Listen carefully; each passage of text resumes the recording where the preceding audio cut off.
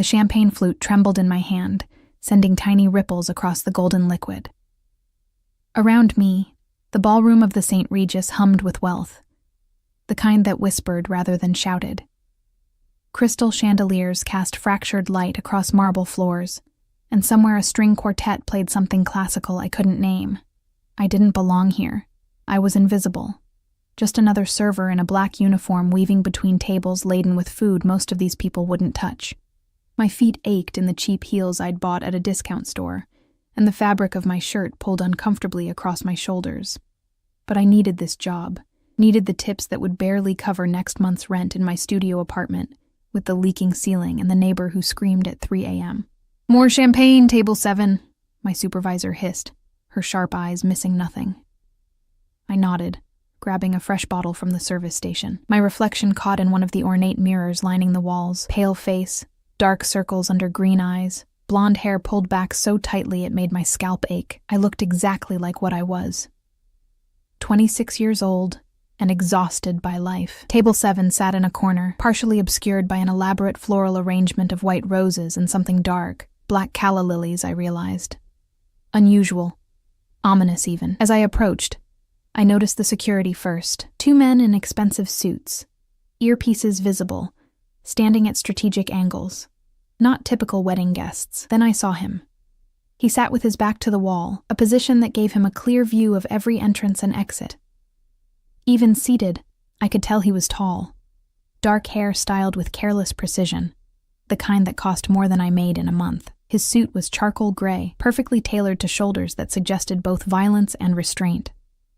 But it was his hands I noticed most, resting on the white tablecloth, long fingers adorned with a single ring, heavy and gold, hands that looked like they could cradle a child or crush a throat with equal ease. I shouldn't have stared.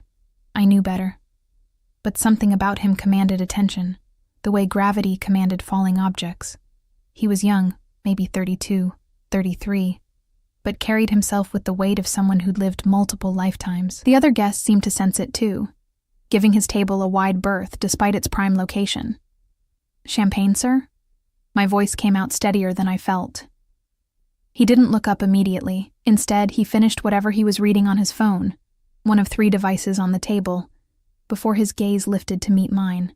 Dark eyes, nearly black in the chandelier light, assessed me with an intensity that made my breath catch. Not sexual exactly, more like he was cataloging every detail, filing me away in some mental database.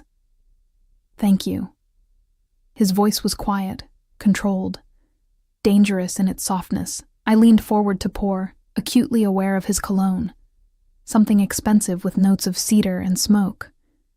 My hand steadied as I tilted the bottle, watching the champagne cascade into his glass without spilling a drop. A small victory. That's when I noticed the woman. She approached from the opposite side, her red dress a slash of color against the room's muted elegance, beautiful in that sharp, calculated way. High cheekbones, lips painted the color of fresh blood, eyes that promised things I couldn't name. She moved with the confidence of someone who'd never been told no. "Dante," she purred, her hand already reaching for his shoulder. I started to step back, to disappear as servers were trained to do. But the bottle caught on the edge of his water glass. Crystal. Expensive. Probably worth more than my car. Everything happened in slow motion.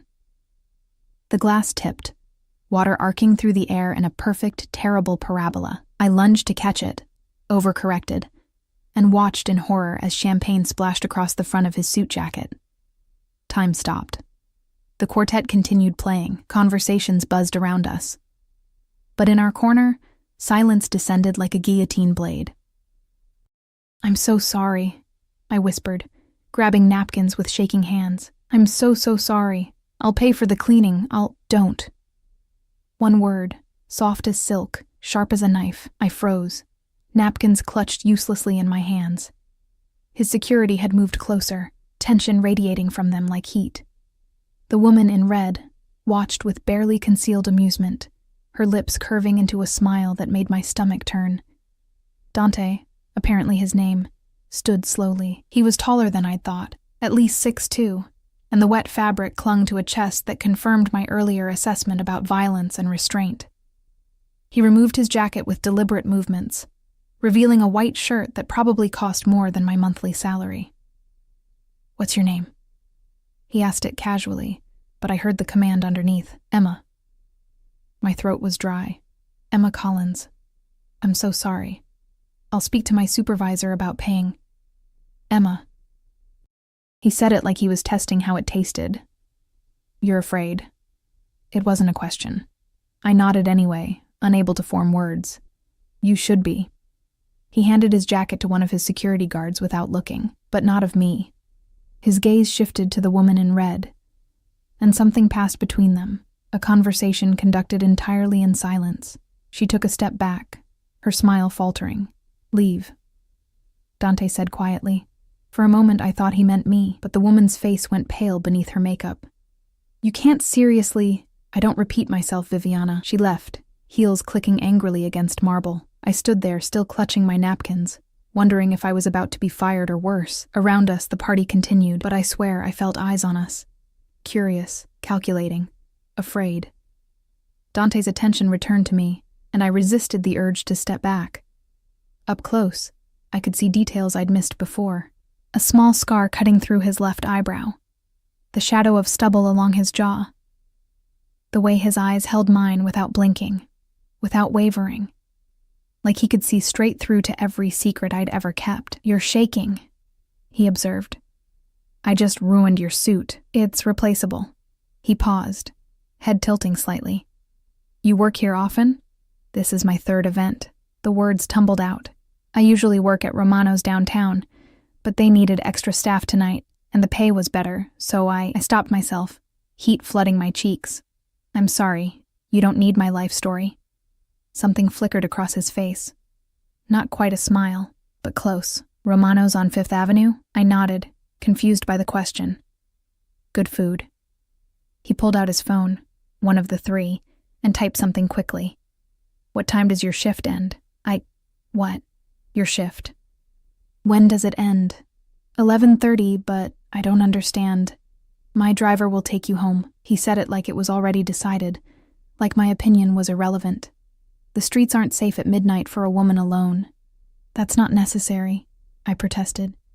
Even as part of me recognized the truth in his words. I usually took the subway, looking over my shoulder the entire way. Keys gripped between my fingers like makeshift weapons. "I can manage." "I'm sure you can." His voice held something that might have been respect. "But you won't have to, not tonight." One of his security guards appeared at his elbow, murmuring something I couldn't hear. Dante nodded, then looked back at me. "I have business to attend to. Marco will find you when you're finished." He gestured to one of the guards, a barrel-chested man with kind eyes and scarred knuckles. "Don't refuse, Emma. It would be unwise." It wasn't a threat, exactly. But the implication hung in the air between us, heavy with unspoken consequences. Before I could respond, my supervisor materialized at my shoulder, her face the color of spoiled milk. "Mr. Moretti, I apologize profusely for my employee's clumsiness. She'll be terminated immediately, and of course we'll cover all costs." "No," the single word stopped her mid-sentence. "She stays," Dante continued, his voice still quiet, still controlled. "And if I hear she's been disciplined for this incident, I'll ensure this establishment loses my family's patronage, permanently. Do we understand each other?" My supervisor's throat worked. "Yes, Mr. Moretti. Of course. Thank you for your generosity." He didn't acknowledge her. His eyes held mine for another long moment, something unreadable in their depths. Then he turned and walked away, his security falling into formation around him like planets orbiting a dark star. I stood there, champagne-sticky napkins still clutched in my hands, trying to understand what had just happened. "Do you have any idea who that was?" My supervisor hissed once he was out of earshot. I shook my head, numb. "Dante Moretti. The Dante Moretti." She said it like I should know, like everyone should know. His family practically owns half of Boston. Hotels, restaurants, construction companies. She lowered her voice to a whisper. "Other things too. Things people don't talk about." The implication settled over me like ice water. Mafia. I'd just drenched a mafia boss in champagne. and he'd offered me a ride home. The rest of my shift passed in a blur of champagne refills and half-heard conversations. My hands moved automatically, pouring, clearing, smiling blankly, while my mind spun in useless circles. Every time I glanced toward table 7, Dante was gone. But his security remained. Silent sentinels who tracked my movements across the ballroom with unwavering attention. It should have terrified me. It did terrify me. But underneath the fear, something else stirred. Something I didn't want to examine too closely. At 11:20, my supervisor dismissed me with a curt nod and a warning look that said, "Don't screw this up again." I changed in the staff bathroom, trading my uniform for jeans and a sweater that had seen better days, my fingers fumbling with the zipper. In the mirror, my reflection looked haunted. Pale skin, 2 bright eyes, blonde hair escaping its elastic and messy strands. I looked exactly like what I was. A woman running from ghosts. 6 months ago, I'd been engaged. I'd been planning a wedding, picking out flowers, imagining a future that included children and a white picket fence and all the stupid, ordinary dreams girls are taught to want. Then came the diagnosis: premature ovarian failure. The doctor's words had been clinical, detached. Your chances of conceiving naturally are less than 1%. Derek had left 3 weeks later. Not immediately. He wasn't cruel enough for that, but I'd seen it in his eyes, the way his smile no longer reached them, the way he flinched when I mentioned baby showers or our friends' pregnancy announcements. He'd wanted children, needed them apparently, more than he needed me. "You're broken," he'd said during our final fight. Not angry, just stating a fact. I can't build a life with someone who's broken. So I'd packed my things, moved to Boston, and started over in a city where nobody knew my name or my failures. Became invisible. Safe in my invisibility.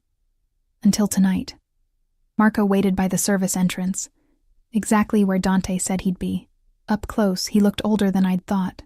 Maybe 50. With silver threading through his dark hair and laugh lines around his eyes that suggested he hadn't always worked for dangerous men. "Miss Collins." He nodded respectfully, holding open the door to a black Mercedes S-Class with windows too dark to see through. "If you'll come with me." I hesitated on the threshold between the building's fluorescent brightness and the night's deeper shadows. Everything in me screamed this was a mistake, that accepting rides from Mafia bosses, even through their drivers, was how girls ended up as headlines, but my feet hurt. And the subway would be crowded with drunk men who thought exhausted women owed them smiles, conversations, phone numbers, and some traitorous part of me wanted to know what happened next, wanted to see where this strange night would lead. I got in the car. The interior smelled like leather, and that same cedar smoke cologne Dante had worn. The seats were heated despite the mild September weather, and classical music played softly through speakers I couldn't see. Marco drove with practiced ease, navigating Boston's tangled streets without needing directions. "How does he know where I live?" I asked, then immediately regretted speaking. Marco's eyes met mine in the rearview mirror, kind despite their alertness. "Mr. Moretti is thorough in all matters concerning those under his protection." "I'm not under his protection, aren't you?" It wasn't really a question. "He sent me to ensure your safe arrival home." "That's protection, Miss Collins." I wanted to argue, but the words died in my throat. We drove in silence through neighborhoods that shifted from wealthy to working class, the storefronts changing from boutiques to bodegas, the people on the streets less polished, more real. Finally, Marco pulled up in front of my building, a pre-war walk-up with peeling paint and a broken intercom. "Thank you," I said, reaching for the door handle. "Miss Collins." Marco's voice stopped me. "Mr. Moretti asked me to give you this." He handed me a business card, heavy stock, expensive, just a name, Dante Moretti, and a phone number. No title, no company, like he didn't need to explain who he was. "I don't understand." "You will." Marco's smile was enigmatic. "Sleep well." I climbed 3 flights of stairs to my apartment, legs shaking from more than exhaustion. Inside, the familiar cramped space should have been comforting. Instead, it felt suffocating. One room serving as bedroom, living room, and kitchen. A bathroom barely big enough to turn around in. Water stains on the ceiling from the unit above, and the perpetual smell of Mrs. Chen's cooking seeping through the walls. This was my life. Small, contained, safe. I set the business card on my nightstand and tried not to look at it. Sleep didn't come easy. When it finally did, I dreamed of dark eyes and quiet voices and hands that could destroy or protect with equal precision. Morning arrived too soon, dragging me from restless sleep with the insistence of my alarm clock's shrill beeping. Saturday meant my shift at Romano's, the restaurant Marco had mentioned, the one Dante apparently knew. I'd worked there for 4 months, serving pasta to businessmen and tourists who tipped based on how much cleavage I showed, rather than the quality of service. The fall air bit through my jacket as I walked the 6 blocks to work, carrying the smell of exhaust and roasting coffee, and the particular dampness of a city built on filled-in marshland. I kept my head down, earbuds in even though no music played, the universal signal for don't talk to me. Romano's occupied the ground floor of a historic brownstone, all exposed brick and low lighting designed to feel romantic. I tied on my apron in the back, nodding to the other servers, Jessica with her perfectly highlighted hair, Marcus who was putting himself through law school, old Tony who'd been here since the place opened 30 years ago. "You look terrible," Jessica observed, applying lipstick in the staff mirror. "Rough night?" "Long night." I didn't elaborate. The lunch shift started slow. A few tourists, some locals, nobody particularly memorable. I fell into the familiar rhythm of taking orders, delivering food, clearing tables. Mindless. Safe. Then the door opened, and the temperature in the room seemed to drop 5 degrees. Dante entered with 4 men flanking him. Security, obviously, though they tried to look casual in their expensive suits. He moved through the restaurant like he owned it, which I suddenly suspected he might. The hostess stammered a greeting, her hands fluttering nervously as she grabbed menus. "Table 12, please," Dante said, his voice carrying that same quiet authority I remembered from last night. "And Emma will be our server." Every head in the restaurant turned, including mine. Our eyes met across the dining room, and I felt that same assessment, that same cataloging intensity. He didn't smile, didn't acknowledge the strangeness of this moment, just waited, patient as a predator. The hostess looked at me desperately. I forced my legs to move, weaving through tables until I stood before him again. In daylight streaming through the windows, he looked different. Still dangerous, still commanding, but younger somehow. More human. "Good afternoon, Mr. Moretti. Professional, distant. Can I start you with something to drink? Espresso. Double." He handed the menu back without opening it. "And bring another for yourself. Sit." "I'm working." Tony. Dante's gaze shifted to my manager, who'd materialized from the kitchen with the speed of a man who recognized both opportunity and threat. "Emma will be taking her break now." "Yes?" It wasn't a question. Tony nodded so hard I thought his head might detach. "Of course, Mr. Moretti. Take all the time you need, Emma." I wanted to refuse. Wanted to maintain some semblance of control over my own life. But Dante's security had positioned themselves at strategic points throughout the restaurant, and every instinct I possessed screamed that defying him would be monumentally stupid. I sat. Up close, in natural light, I noticed more details. The precise way his shirt collar sat against his throat. The platinum watch on his left wrist. Subtle, but undoubtedly expensive. The way his jaw tightened slightly when one of his men's phones buzzed. Irritation at the interruption, quickly controlled.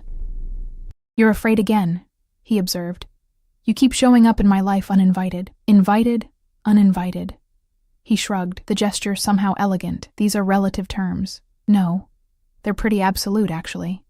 That earned me something that might have been a smile. "Microscopic. There and gone." "You have spine.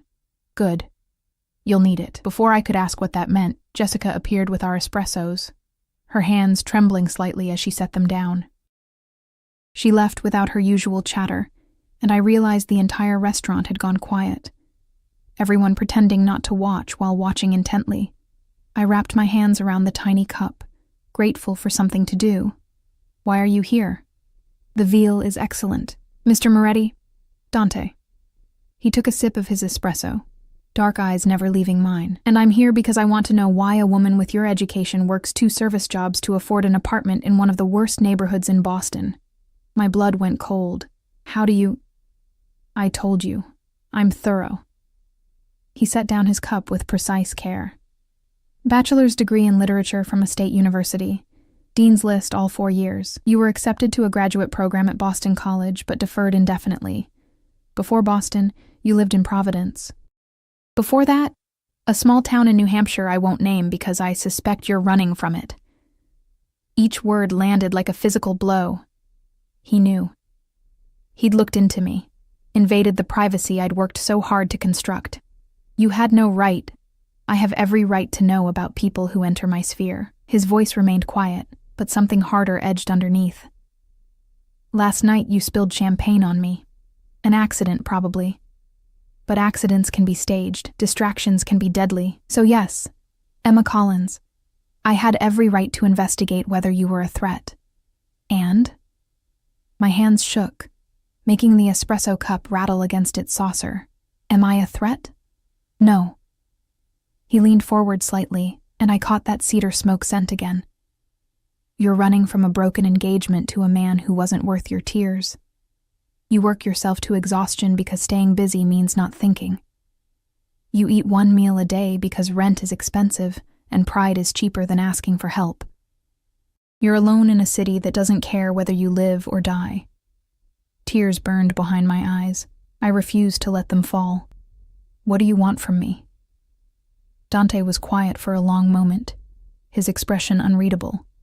When he finally spoke, his words were careful, measured. "I want to offer you a proposition." "I'm not sleeping with you." The words came out sharper than intended, defensive. To my surprise, he laughed, actually laughed. A low, rusty sound that suggested he didn't do it often. "No, though I appreciate the directness." His expression sobered. "I need a wife, Emma, and you need a way out of the life you're currently trapped in." The restaurant spun. I gripped the table's edge, certain I'd misheard. "You're insane." "Possibly." He pulled out his phone, one of 3, I noticed again, and scrolled through something before turning the screen toward me. Photographs. 9 children, ranging from maybe 2 years old to early teens. Different features, different coloring, but all beautiful in that way. Children are before life hardens them. "These are mine," Dante said quietly. 9 children from 3 different mothers who decided motherhood was less appealing than the settlements I offered. They live with nannies, see me when my schedule allows, and deserve better than a father who's married to his work. I stared at the photos, unable to process what he was telling me. "You need someone infertile," I whispered, understanding dawning like sickness. "You investigated me and found out about my diagnosis. I found out you were told you couldn't have children by a doctor who gave you statistics, not absolutes. I found out the man you planned to marry called you broken and left. I found out you've spent 6 months believing you're worth less because your body doesn't conform to someone else's expectations." His hand moved across the table, stopping just short of touching mine. "I'm offering you a different story, Emma. Be my wife, mother my children. In return, you'll have security, comfort, and purpose. No love, no messy emotions. Just a contract between 2 people who need something the other can provide." This is crazy, but even as I said it, I felt the pull, the terrible, seductive logic of his offer. "You have 3 days to decide." Dante stood, pulling out his wallet and leaving several $100 bills on the table. "The card I gave you. Call that number when you've made your choice. Or don't call. And we'll never speak again."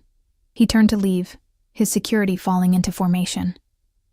At the door he paused, looking back at me with an expression I couldn't read. "For what it's worth, Emma, broken things are often the strongest." They've already survived the breaking. Then he was gone, leaving me alone with cold espresso and a choice that felt like standing at the edge of a cliff, trying to decide whether to jump or step back to safety, except I wasn't sure which direction was which anymore. I didn't call. For 3 days I carried Dante's card in my pocket like a talisman or a curse. I couldn't decide which.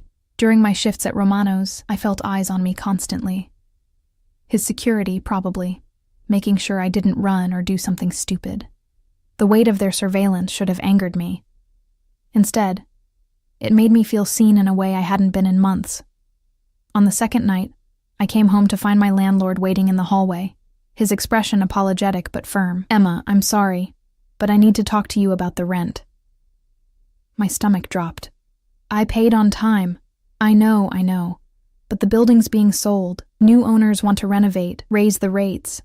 You've got 60 days to find somewhere else. 60 days. I did the math in my head. First month, last month, security deposit on a new place, moving costs. Even working both jobs, even saving every penny, I'd never make it. Not in Boston, where studio apartments cost more than some people's mortgages. That night, I pulled out Dante's card and stared at it until the numbers blurred. Just a contract, he'd said. No love, no messy emotions. But nothing was ever that simple. I knew enough about men like him, from movies, from whispered stories, from the careful way people said his name, to understand that contracts with the devil rarely ended well for the person signing. On the third day, my phone rang during my lunch shift. Unknown number. I almost didn't answer. Miss Collins.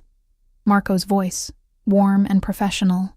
Mr. Moretti asked me to remind you that today is the final day of your deliberation period. He'll be at the Harborview estate until midnight if you wish to speak with him in person.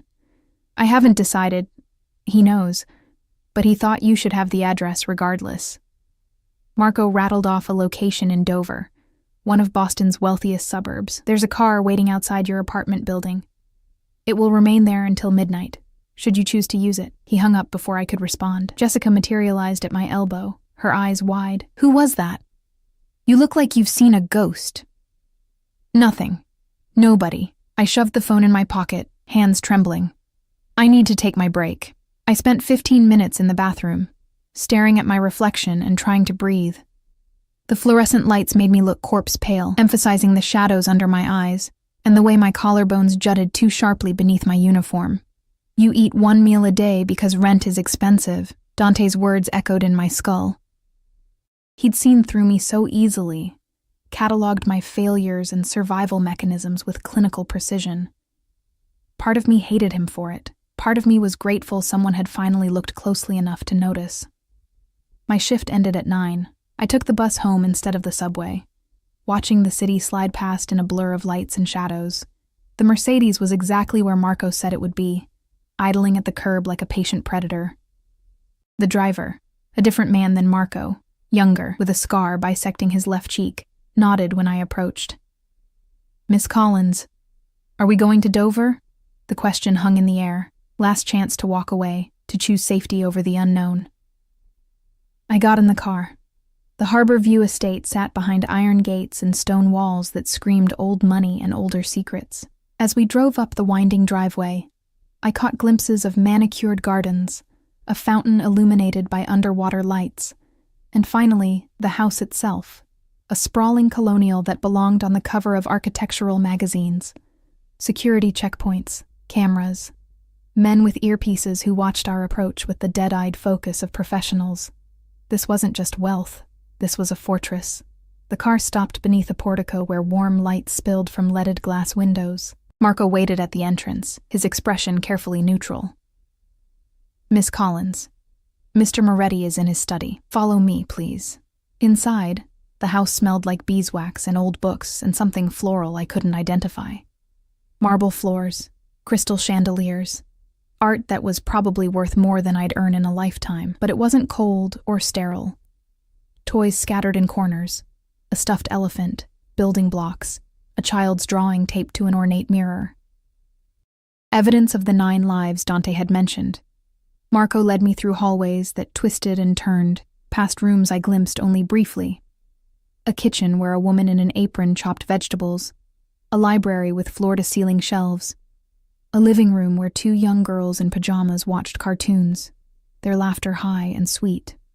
Finally, we reached a heavy wooden door. Marco knocked twice, then opened it without waiting for a response. Miss Collins, sir.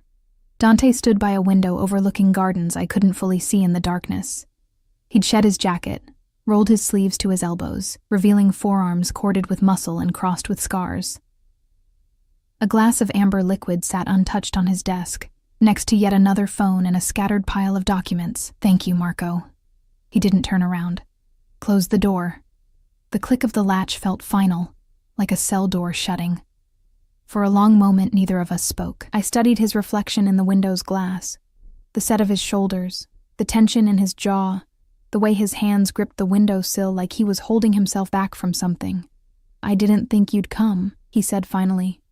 "I didn't think I would either." That earned me a glance over his shoulder, dark eyes assessing. "But here you are. Here I am." I forced myself to meet his gaze. "I have questions." "Of course you do." He turned fully, leaning against the windowsill with deceptive casualness. "Ask." "Why me?" The words burst out. "You could have anyone.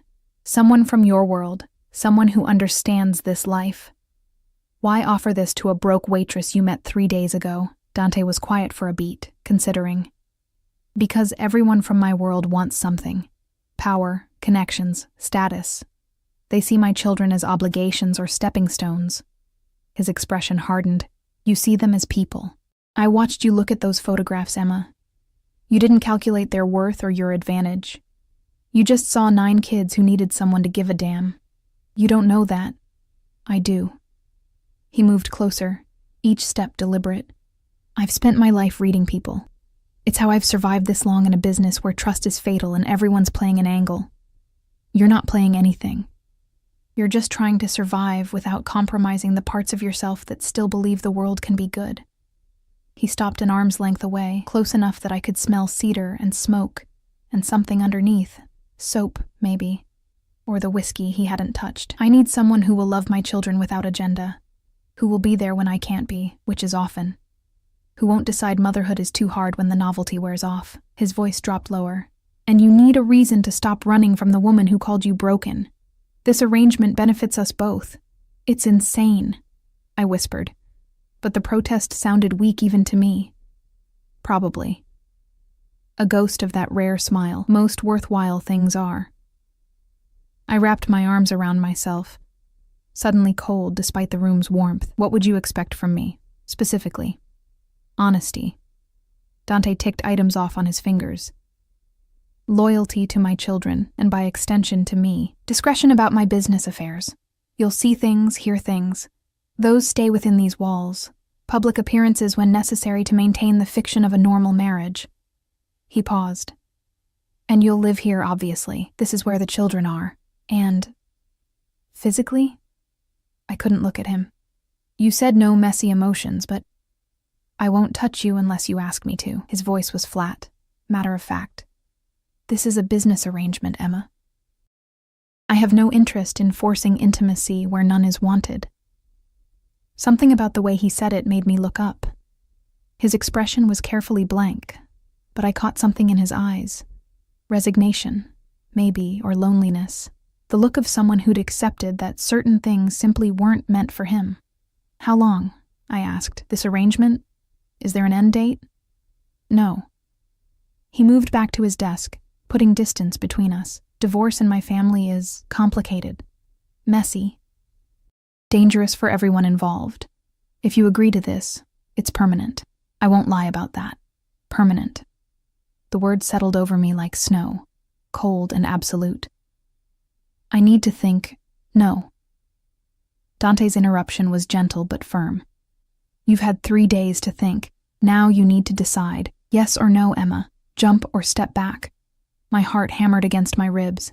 Every logical thought screamed this was wrong, reckless, the beginning of a disaster I couldn't foresee. But logic hadn't kept me warm in my studio apartment. Logic hadn't filled the hollow space Derek left when he walked away.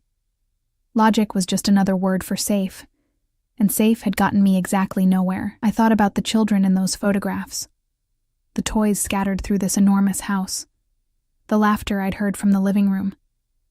I thought about my landlord's apologetic face, and my dwindling bank account, and the bone-deep exhaustion of working 2 jobs just to stay afloat. I thought about Derek's voice. "You're broken." And I thought about Dante's quiet correction. Broken things are often the strongest. "Yes." The word came out barely audible. I cleared my throat, tried again. "Yes, I'll do it." Something flickered across Dante's face. Relief, maybe, or satisfaction.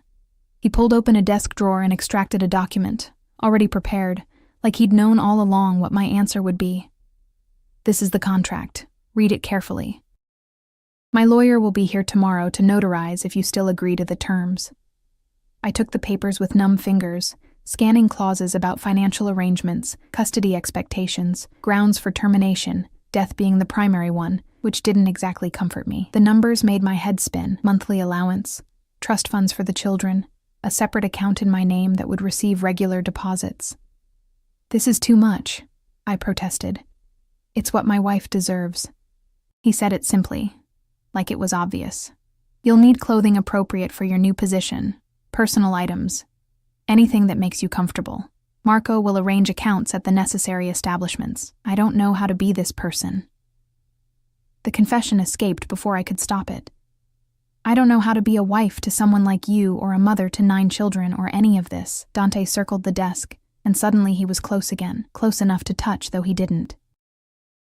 Instead, he caught my gaze and held it. "You know how to survive.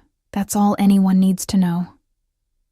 His hand lifted, hovering near my face for a heartbeat, before he seemed to think better of it and let it fall. "The wedding will be small, next Saturday. Just family and necessary witnesses.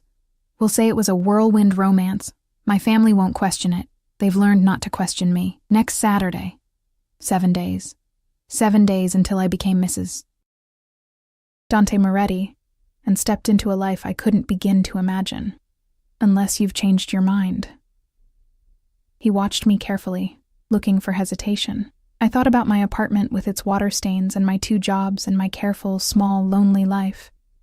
Then I thought about the sound of children's laughter and the possibility, however strange, however unlikely, of mattering to someone again. "No, I haven't changed my mind." "Good." Dante moved to a cabinet, pulled out 2 fresh glasses and a bottle of something expensive looking. He poured precisely, handed one to me.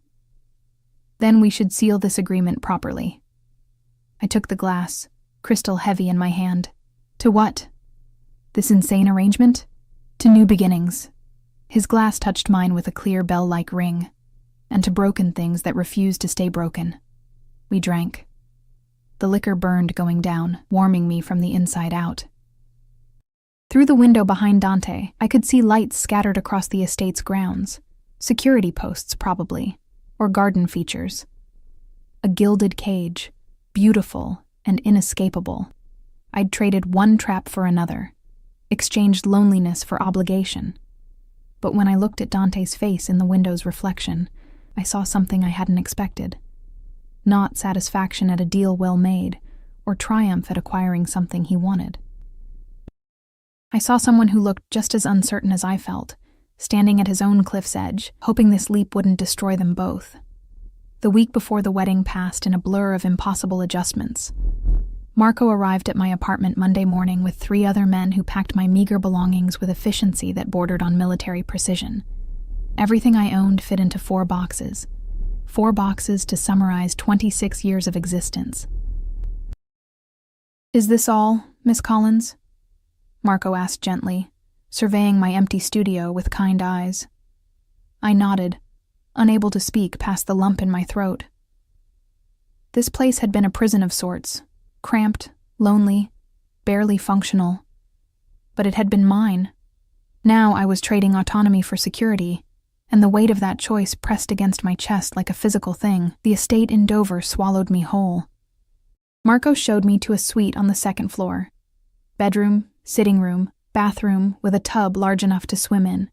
Silk curtains, furniture that looked antique and probably was, a walk-in closet already filled with clothes in my exact size. "Mr. Moretti had these prepared," Marco explained, gesturing to the racks of dresses, slacks, shoes arranged by color and style. "If anything doesn't suit, just let us know." How did he know my measurements? Marco's smile was enigmatic. "Mr. Moretti is thorough." That word again. Thorough. Another term for invasive, for controlling, for a man who left nothing to chance. I spent that first afternoon exploring the house like a ghost, haunting unfamiliar halls. The place was massive. 12 bedrooms, 7 bathrooms, rooms whose purposes I could only guess at, but it wasn't cold despite its size. Children's artwork covered an entire wall in one hallway. A playroom overflowed with toys and books and the beautiful chaos of young lives. The kitchen smelled perpetually of baking bread and something sweet. I met the children on Tuesday. Maria, the oldest at 14, watched me with dark eyes identical to her father's, assessing and careful. "So you're the one Papa's marrying?" Not a question. I sat across from her in the sunlit breakfast room, acutely aware of the other 8 pairs of eyes trained on me. They ranged in age from tiny Sophia, barely 2 and clinging to her nanny's leg, to the twins, Marco and Lucia, age 12, who whispered to each other in Italian I couldn't understand. "Yes," I said simply. "I know this is strange. Strange is Papa bringing anyone home." This from Alessandro, age 10, his expression suspicious. The last one left after 3 months, said we were too much work. My heart cracked. "You're not too much of anything, and I'm not going anywhere. That's what they all say." Maria's voice carried the world weariness of someone far older than 14. "Until Papa's business takes priority, or we get too loud, or too messy, or too real." I understood then what Dante had meant. These children had been abandoned repeatedly, left by mothers who saw them as obligations rather than people. They'd learned not to trust promises or hope for permanence. "I can't make you believe me," I told them honestly. "Not yet. But I can show up every day and be here. That's all I'm asking. A chance to prove I mean what I say." Little Sophia broke away from her nanny and toddled over, sticky hands reaching for me. I lifted her automatically, settling her on my hip. She smelled like apple juice and baby shampoo, solid and warm and utterly trusting in the way only small children could be. "Pretty," she announced, patting my face with syrup-sticky fingers. The other children watched this interaction with varying degrees of surprise. Even Maria's expression softened fractionally. "She doesn't usually warm up to strangers," the nanny, Mrs. Chen, who I'd seen cooking in the kitchen, observed. "You must have a gift." I didn't have a gift. I just knew what it felt like to be left. And I'd be damned if I'd do that to anyone else, especially not to 9 children who'd already survived too many departures. Dante was absent most of that week. I saw him in passing, emerging from his study at odd hours, taking phone calls in Italian that sounded tense, leaving before dawn in armored SUVs surrounded by security. When our paths crossed, he was unfailingly polite but distant, like I was a business associate, rather than his soon-to-be wife. Wednesday evening, I found him in the library, surrounded by papers and looking exhausted in a way that went bone deep. He'd loosened his tie, rolled his sleeves, and the lamplight threw shadows across his face that made him look older. "You should eat something," I said from the doorway. He glanced up, surprise flickering across his features. "I'll eat later. You said that 4 hours ago." I entered uninvited, carrying the sandwich I'd made in the kitchen. "Mrs. Chen mentioned you skip meals when you're working. Mrs. Chen talks too much," but he took the sandwich, studying it like he couldn't quite believe I'd made it. "Thank you." I perched on the edge of a leather chair, watching him eat with the mechanical efficiency of someone refueling rather than enjoying. "The children told me about the others. The women who left." Dante's jaw tightened. "They talk too much as well. They're scared I'll leave too. Will you?" He set down the sandwich, attention fully on me now. "Have second thoughts already, Emma. Every 5 minutes. The honesty felt risky but necessary. But I gave you my word. I don't break promises." Something in his expression eased. "Good. Neither do I. Can I ask you something?" I waited for his nod. "Why did they leave? The mothers. Was it really just because the children were too much work?" Dante was quiet for so long I thought he wouldn't answer. When he finally spoke, his voice carried a weariness that matched his appearance. "I don't love easily, Emma. Maybe I can't love at all. I'm not sure anymore. The women I chose to have children with, they wanted the fantasy, the passionate romance, the all-consuming devotion, the man who'd burn the world down for them." He laughed, bitter and sharp. "I gave them security, respect, partnership, but that wasn't enough. They wanted something I couldn't provide, so they left. Took their settlements and walked away from children they'd stopped seeing as people." The pain underneath his words was carefully controlled, but unmistakable. Here was a man who'd tried to build something real, and failed repeatedly, who'd learned to protect himself by expecting nothing and offering less. "I won't ask you for love," I said quietly. "I don't have any left to give anyway." His eyes met mine, and I saw recognition there. Two broken people agreeing not to cut each other on their sharp edges. "Then we understand each other." He stood, moving to a cabinet and withdrawing a small box. "I have something for you." Inside was a ring, not ostentatious or flashy, just a simple platinum band with a single diamond that caught the light and threw rainbows across the ceiling. Beautiful in its restraint. "It was my grandmother's," Dante explained. "She married my grandfather in an arrangement not unlike ours. They learned to care for each other over time, built something real from a business transaction." He took the ring out, holding it between us. "I'd like you to have it, if you'll accept." I extended my hand, trembling slightly. Dante slid the ring onto my finger with surprising gentleness, his calloused hands warm against my skin. It fit perfectly. Of course it did. He'd probably had it sized based on the measurements he'd somehow acquired. "It's beautiful," I whispered. "So are you." The words hung between us, unexpected and disarming. I looked up to find him closer than I'd realized, close enough to see gold flecks in his dark eyes, close enough to feel the heat radiating from his body. "Dante." A phone buzzed. He stepped back immediately, checking the screen with a frown. "I need to take this. Business." And just like that, the moment shattered. He was back to being the untouchable Mafia boss, and I was back to being the stranger he'd hired to mother his children. I left him to his call, the ring heavy on my finger, a tangible reminder of the bargain I'd made. The wedding took place Saturday afternoon in the estate's gardens, beneath an arbor wound with white roses that released perfume when the breeze caught them. 20 people attended, family members whose names I couldn't keep straight, a priest who looked nervous despite his steady voice, security positioned at intervals like lethal statues. I wore a dress Dante had chosen, cream silk that fell in simple lines, elegant without being ostentatious. My hair hung loose for once, and someone had done my makeup so I looked like a better version of myself, almost like I belonged here. The children stood as witnesses.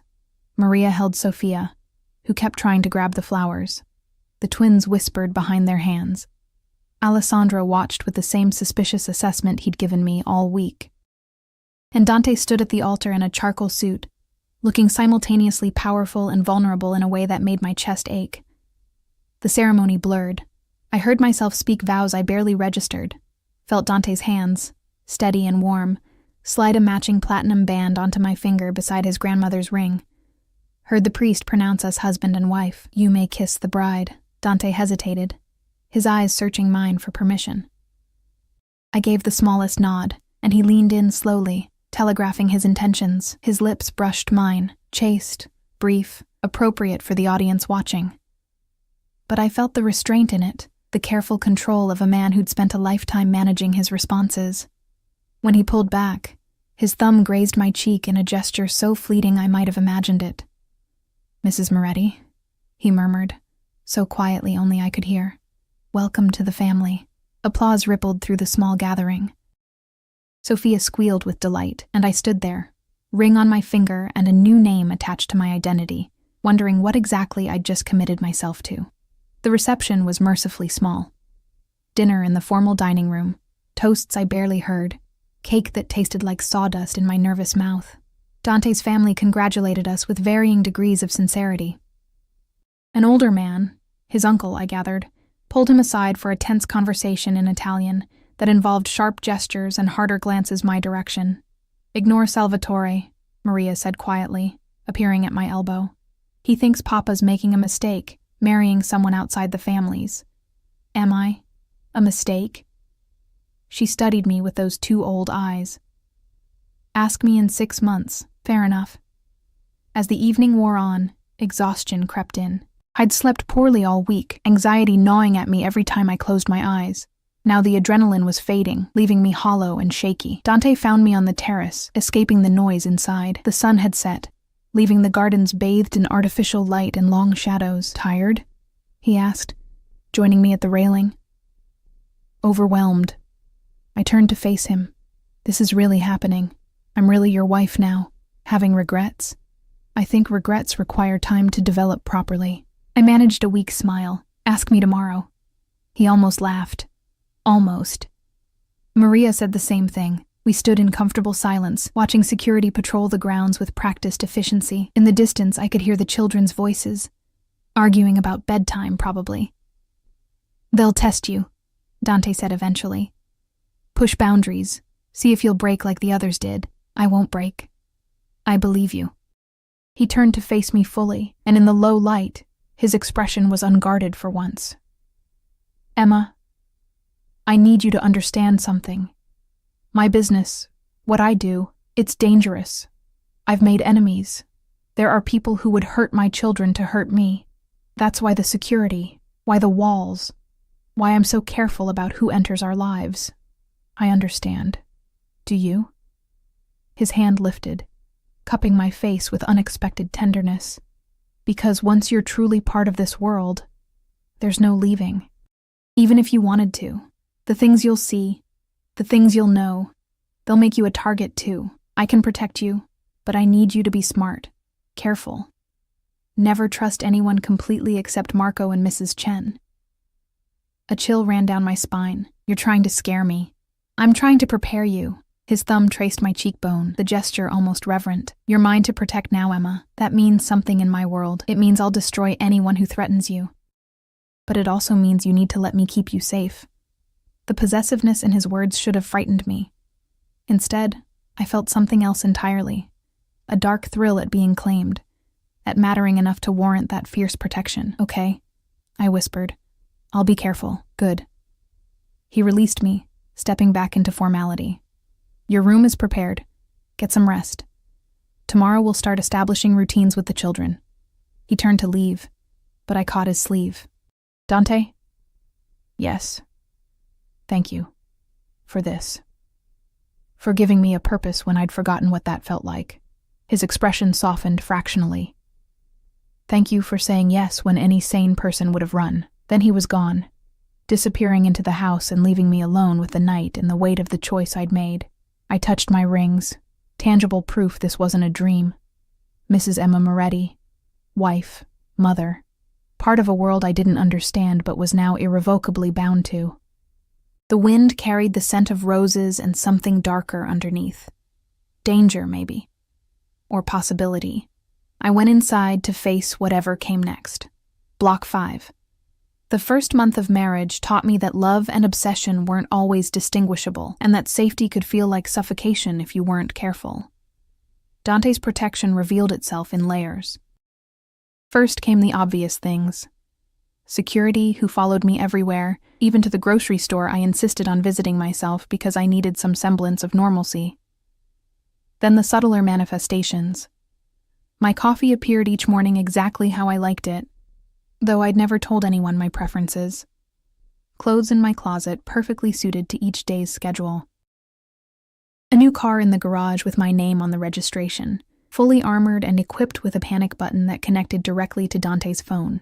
It's too much, I told him one morning, 2 weeks into our arrangement. He looked up from his breakfast, espresso and a single piece of toast he'd barely touched, with genuine confusion. What is? All of it. The guards, the tracking, the way you have people anticipating my needs before I've even identified them. I set down my own coffee cup with more force than necessary. I feel like I'm under surveillance. You are under surveillance. He said it matter-of-factly, like this was obvious. You're my wife, Emma. That makes you valuable to my enemies. Every movement you make, every person you interact with, represents a potential threat vector. I'm a person, not a tactical liability. Something flickered in his eyes, irritation maybe, or hurt. You're both, and I won't apologize for keeping you safe. The children witnessed this exchange from the doorway. Maria raised an eyebrow, a gesture so like her father, it would have been funny under different circumstances. The twins exchanged knowing looks. Even little Sophia seemed to sense the tension, her bottom lip trembling.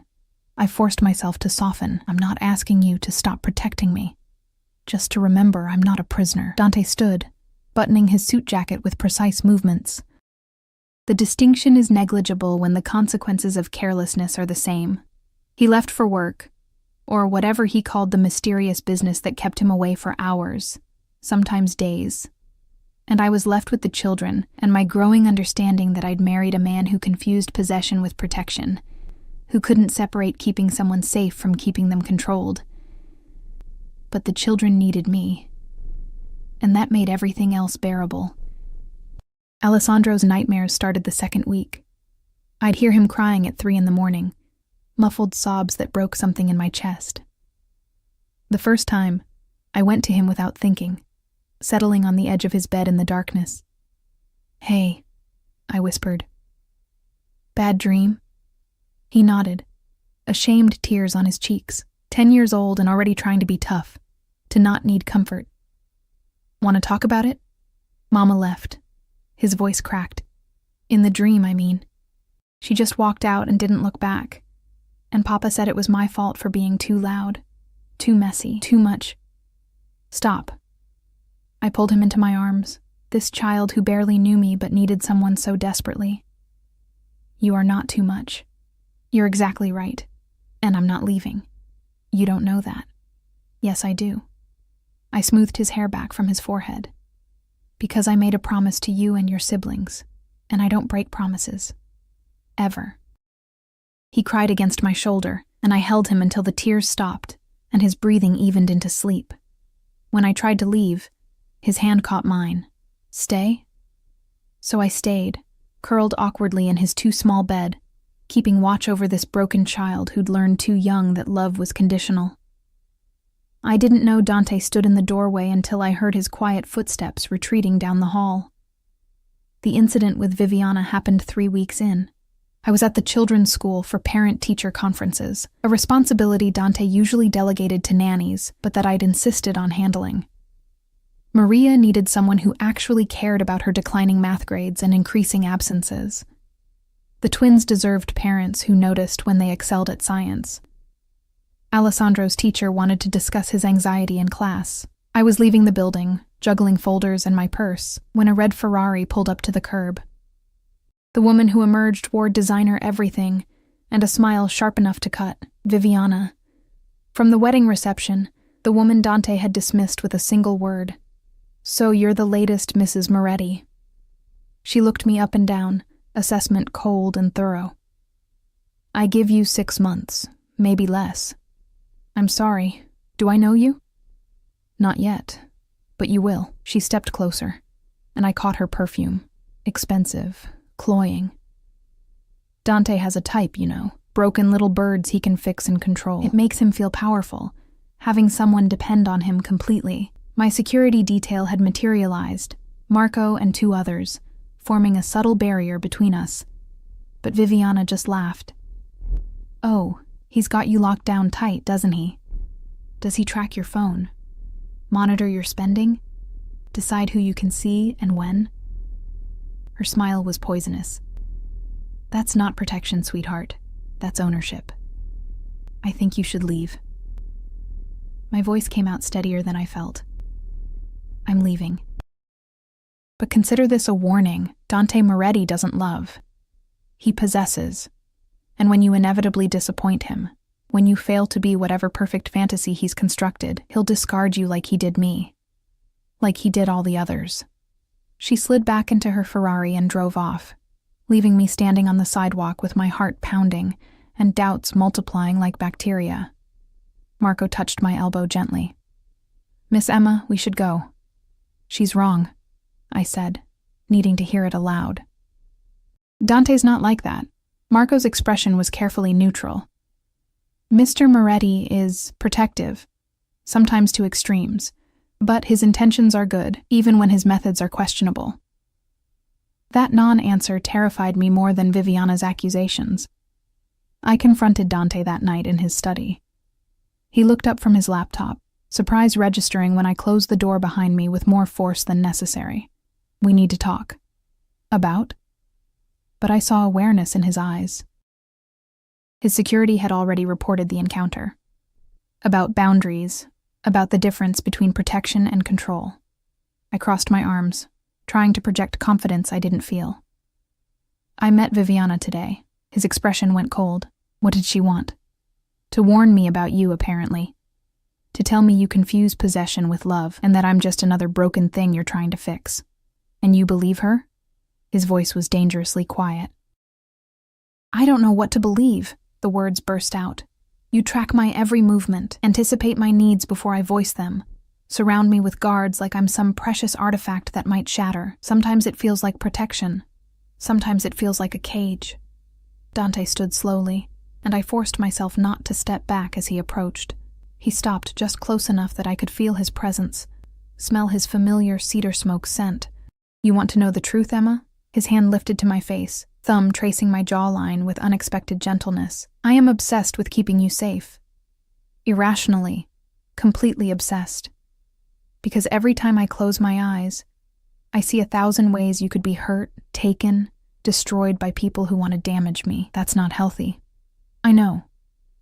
His other hand came up, cradling my face like I was something precious and fragile. I know it's not healthy or normal, or probably even sane.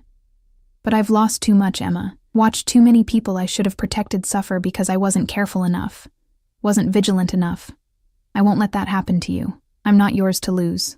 But even as I said it, I felt the lie in the words. I'd given myself to him the moment I signed that contract, agreed to wear his ring, took his name. Aren't you? His forehead pressed against mine, and I felt him trembling with restraint. You're my wife, the mother of my children.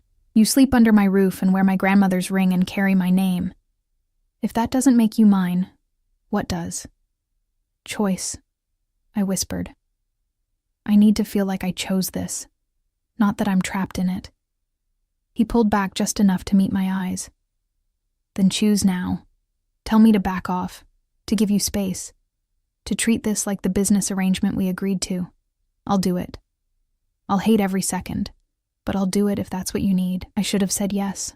Should have established boundaries and demanded the independence I'd sacrificed for security, but standing there with his hands on my face and his eyes burning into mine, I couldn't find the words, because the terrifying truth was that I liked being claimed, liked mattering enough to warrant his obsessive protection. After months of being invisible, being treated like damaged goods, being told I was broken, Dante's possession felt like validation. I don't want you to back off, I admitted, shame and relief mixing in equal measure. I just need to know this is real, that I'm not just another responsibility you're managing. Emma. He said my name like a prayer. You're the only thing in my life I chose for myself. Everything else, the business, the responsibilities, the weight of my family's expectations, that was decided before I was born. But you? I chose you, and I'd choose you again every single day. His lips met mine, and this kiss was nothing like the chaste brush at our wedding. This was claiming and need and barely leashed desperation. His hands tangled in my hair, holding me like I might disappear if he loosened his grip. I melted into him, drowning in sensation, the taste of whiskey on his tongue, the solid warmth of his chest, the way he controlled every aspect of the kiss while somehow making me feel powerful. When we finally broke apart, both breathing hard, his eyes had gone nearly black. I need you to understand something. His voice was rough, wrecked. This stopped being a business arrangement for me weeks ago. Maybe it never was. And if you can't handle that, if you need distance, tell me now before I fall so deep there's no coming back. I looked at this dangerous, damaged man, who'd somehow become essential to my existence in less than a month, who protected his children with fierce devotion and managed his empire with cold precision and kissed me like I was oxygen. I don't want distance, I said. I want real. Whatever this is, I want the truth of it. The truth is, I'm obsessed with you. He kissed me again, softer this time. The truth is, I check on you at night to make sure you're breathing. The truth is, I've memorized your schedule and your preferences, and the way you smile when Sophia does something cute. The truth is, I'm possessive and jealous and probably toxic in at least 17 different ways. The truth is, I don't care. I pulled him closer. The truth is, I'm tired of being invisible, and you see me. The truth is, being possessed by you feels safer than being alone. Something in him broke. He lifted me, carrying me to the leather couch against the wall. We collided there in a tangle of desperate hands and shed clothing, learning each other's bodies with the urgency of people who'd denied themselves too long. Later, wrapped in his arms with my head on his chest, I listened to his heartbeat and tried to reconcile the man who'd just made love to me with breathless reverence with the cold Mafia boss who ordered people's lives with single words. "I'm keeping you," he murmured into my hair. "Just so we're clear." "Good." I traced patterns on his chest, following scars I'd noticed earlier but hadn't asked about, because I'm not going anywhere. His arms tightened around me. "Promise me." "I promise." The next 3 months proved that love built on obsession could be simultaneously beautiful and terrifying. Dante's possessiveness manifested in increasingly obvious ways. He couldn't stand other men looking at me for too long. At a charity gala, I watched him have a quiet word with a businessman who'd been too friendly, and the man left early with a bleeding nose he tried to hide with a handkerchief. "You can't hit everyone who talks to me," I said in the car ride home. "Watch me." But his hand found mine in the darkness, threading our fingers together with surprising gentleness. The children flourished under actual parental attention. Alessandro's nightmares decreased. Maria's grades improved. The twins started trusting me with secrets. Sophia called me Mama one morning at breakfast, and I had to excuse myself to cry in the bathroom while Dante watched with something that might have been love in his eyes. We fell into routines. Family dinners where chaos reigned, bedtime stories that ran long, Sunday mornings in bed while Mrs. Chen watched the children. Dante taught me phrases in Italian. I taught him how to braid Maria's hair. We built something real from our artificial beginning, growing together like vines around a trellis. But Viviana's warning echoed sometimes, late at night when I couldn't sleep. He doesn't love. He possesses. Was there a difference? Did it matter if the end result was the same? The resolution came on a Tuesday in December, 3 days before Christmas. I was baking cookies with the younger children when Marco appeared in the kitchen doorway, his expression grim. "Miss Emma, we have a situation." My blood went cold. "The children are fine. It's Mr. Moretti." He gestured toward the door. "There's been an incident. He's in his study and asking for you." I flew down the hallway, flour still dusting my hands, heart hammering against my ribs. Dante sat at his desk, shirt torn and bloody, while a doctor I didn't recognize stitched a gash across his shoulder. "What happened?" I demanded. "Ambush." His voice was tight with pain. "Salvatore's people. They wanted to send a message about my choices." "You mean me?" Understanding dawned, sick and horrible. "They targeted you because of me." "They targeted me because I married outside the approved families. Yes." He dismissed the doctor with a nod, then focused entirely on me. "This is my world, Emma. Violence and consequences and people who think they have a say in how I live my life. You could have been killed. I've survived worse." He stood, wincing slightly, and crossed to where I stood frozen in the doorway. "The question is whether you can handle this. The reality of what being my wife actually means." I looked at him. This man who'd been attacked because he chose me over tradition, who bled defending a marriage that started as a contract, who looked at me like I was worth dying for. "Can you handle me handling it?" I asked. "Can you stand back and let me be part of this world instead of just something you protect from it?" A slow smile crossed his face. "No. But I can try to find a compromise that doesn't make you feel like a prisoner. And I can try to accept that your obsessive protection comes from love, not control." I closed the distance between us, careful of his injury. "We're both broken, Dante, but maybe broken things fit together better than perfect ones ever could." He kissed me then, soft and sweet despite the blood and adrenaline. "I love you," he murmured against my lips. "I've probably loved you since you spilled champagne on me and looked at me like I was a person instead of a monster. I love you too." The words felt both terrifying and inevitable, even though you're controlling and possessive and probably need therapy. "Definitely need therapy." He rested his forehead against mine. "Will you stay anyway?" "Forever," I promised. "For better or worse, in sickness and health, through ambushes and family drama and whatever else this insane life throws at us." "Forever," he echoed. "I'm holding you to that." Christmas morning arrived with the chaos of 9 children tearing through wrapped presents, while Dante and I watched from the couch, his arm around my shoulders, my hand resting on his chest where I could feel his heartbeat. "Happy?" he asked quietly. I surveyed the beautiful disaster of our life. Children laughing, wrapping paper everywhere, Sophia trying to eat a bow while Maria attempted damage control, the twins arguing over a shared gift, Alessandro showing me a book he'd received with genuine excitement. "Deliriously," I answered truthfully. I'd come to this arrangement expecting nothing, just safety and purpose and a way to stop running from the woman Derek called broken. Instead, I'd found a family that needed me as much as I needed them. I'd found a man who loved me with such fierce intensity it should have frightened me but instead made me feel invincible. I'd found myself again, stronger in the breaking and rebuilding than I ever was whole. Dante's hand found mine, our rings catching the morning light. "Thank you," he said softly, "for choosing me, for staying, for loving my children like they're yours. They are mine." I kissed him gently. "Just like you are. And I choose this. Choose you. Every single day."